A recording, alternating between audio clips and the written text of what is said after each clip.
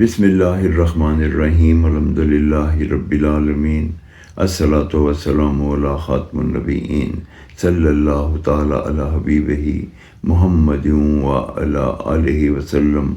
السلام علیکم ورحمۃ اللہ وبرکاتہ۔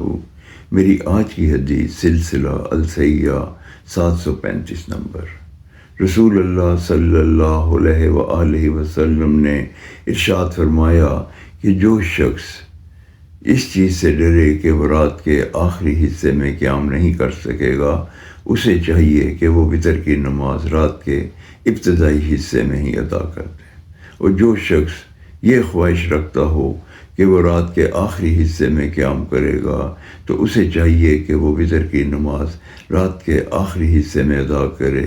اس وقت فرشتے اترتے ہیں اور یہ نماز بہت افضل ہے۔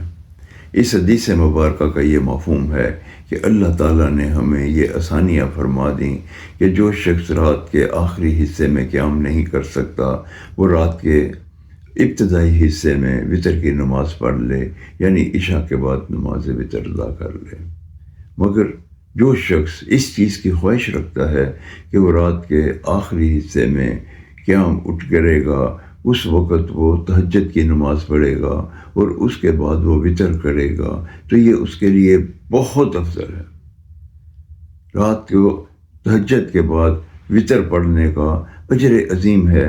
اس وقت اللہ تعالیٰ کی ربوبیت بھی جمال میں ہوتی ہے، وہ دعاؤں کی قبولیت کا وقت ہے، اور وہ اللہ تعالیٰ کی یہ جو تہجد نماز ہے یہ بہت لاڈلی نماز ہے، یہ کن فیا کن کا کام کرتی ہے۔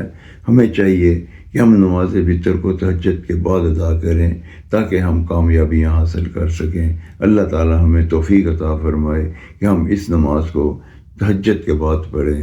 آمین یا رب العالمین۔ السلام علیکم ورحمۃ اللہ وبرکاتہ۔